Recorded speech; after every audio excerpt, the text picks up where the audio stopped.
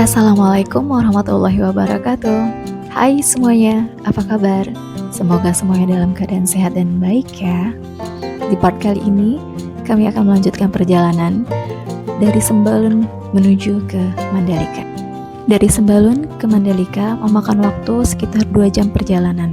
Tapi sebelum sampai ke Mandalika, nanti kami akan mampir sebentar di salah satu tempat wisata yang masih tak jauh berada di Sembalun, yaitu Pusuk Sembalun atau Taman Wisata Pusuk Sembalun. Jadi sebenarnya kami itu berencana memulai perjalanan di pagi hari sekitar jam 6 pagi, tapi ternyata hari ini dari pagi hari itu hujan deras. Kami sudah menunggu sekitar beberapa jam tapi ternyata tidak kunjung juga reda. Akhirnya kami memutuskan untuk tetap berangkat tapi dengan menggunakan jas hujan. Bisa dilihat dari keadaan jalanan yang masih basah dan ini tuh memang benar-benar masih hujan. Cuman memang intensitasnya itu ringan tapi membuat jalan juga serta keadaan sekitar itu begitu lembab dan basah.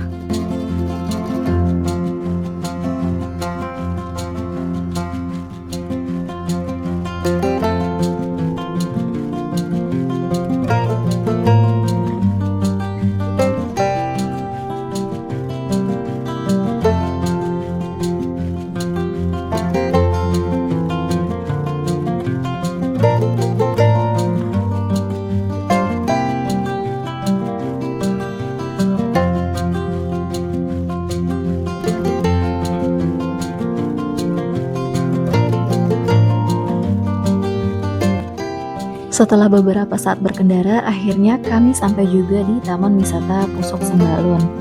Nah, jadi Taman Wisata Pusuk Sembalun ini berada di tempat tertinggi yang ada di Sembalun, tepatnya di Sembalun Bumbung.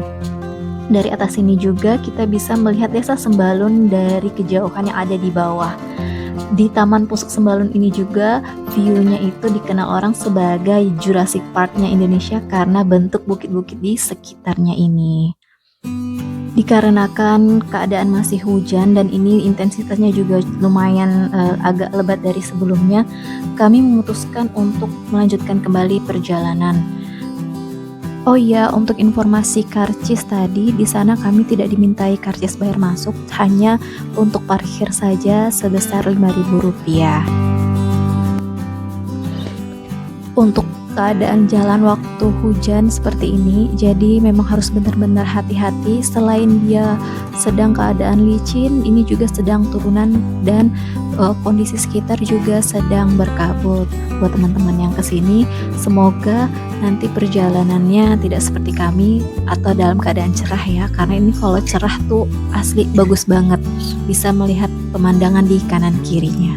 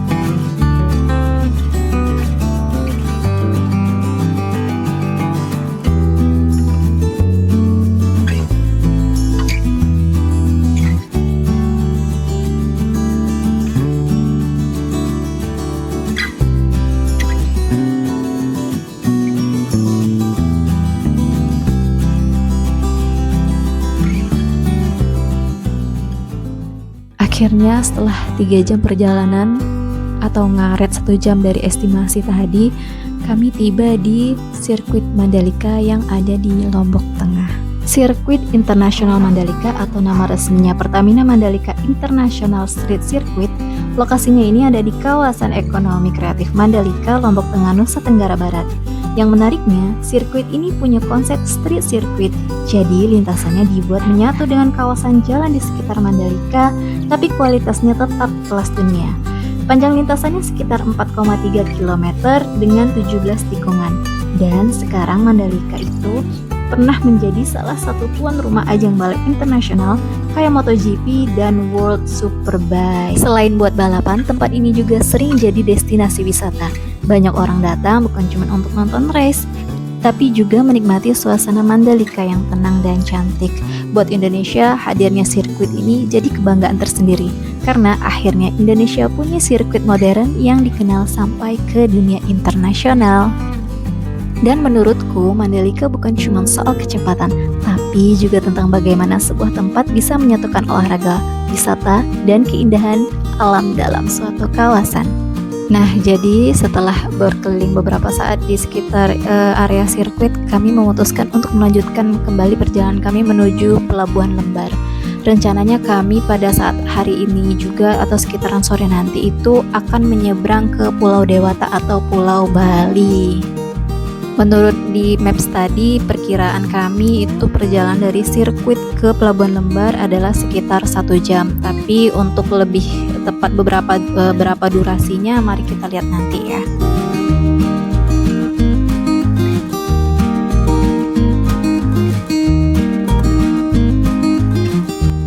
Nah, ini dia daerah Kuta atau Kuta Mandalika yang tak jauh juga dari daerah sirkuit Mandalika tadi.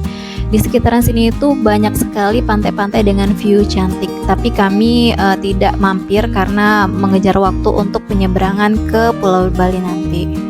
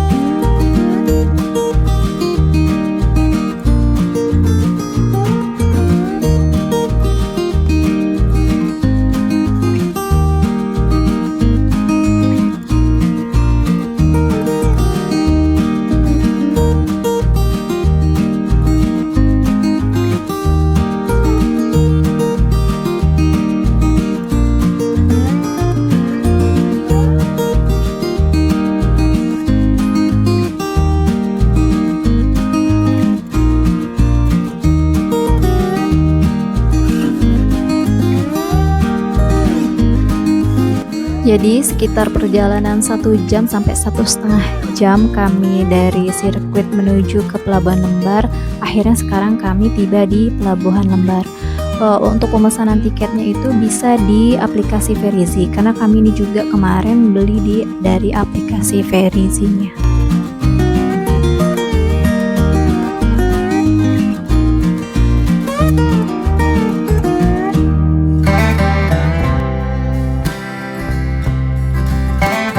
Kami tiba di pelabuhan ini sekitar jam 4 sore, tapi untuk kapal berangkatnya itu nanti sekitar jam 5 sore. Jadi kami menunggu di pelabuhan ini sekitar 1 jam.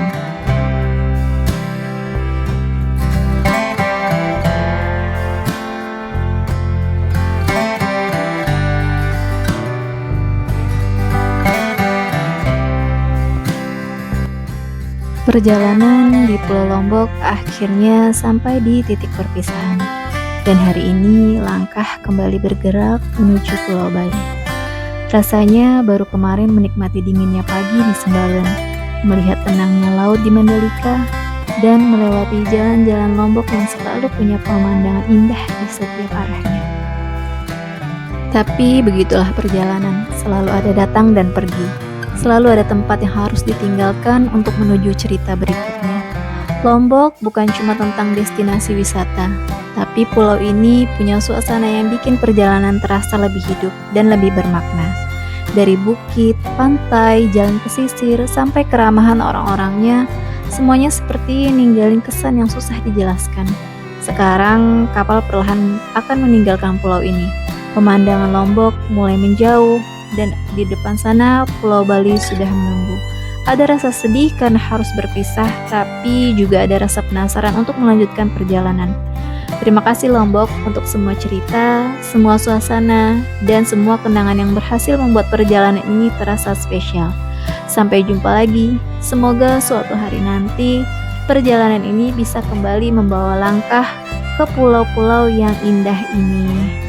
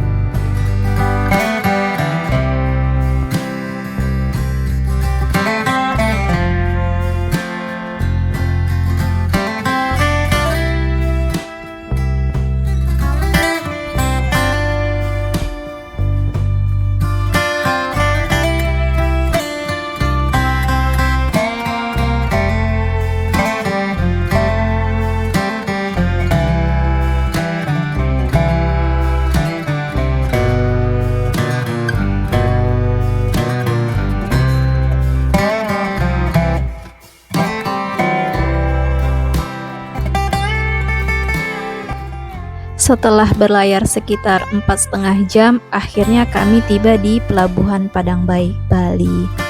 Karena keadaan sudah malam, jadi kami memutuskan untuk mencari homestay di sekitaran Pelabuhan Padangbai ini untuk beristirahat dan melanjutkan perjalanan eksplor Pulau Bali di esok harinya. Terima kasih buat teman-teman yang sudah nonton sampai akhir video, dan sampai jumpa di perjalanan kami berikutnya untuk eksplor Pulau Bali. Bye-bye.